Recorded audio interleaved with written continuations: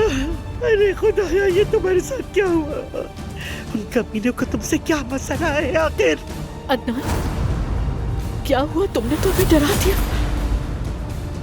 कहीं आप अम्मी की तरफ फरिश्ता तो नहीं बन जाएंगे ना? आप मुझे छोड़ेंगे तो नहीं बाबा?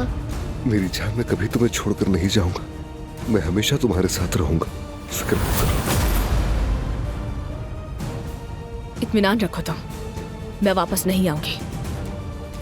जाहिर है मैं इत्मीनान रखूंगी, क्योंकि मैं अदनान की बीवी हूँ। आपको जहर दिया गया था, मगर खाने में नहीं, जड़ी बूटियों के मरकब से तैयार किया गया था वो।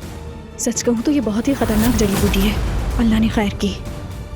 जानान है ना?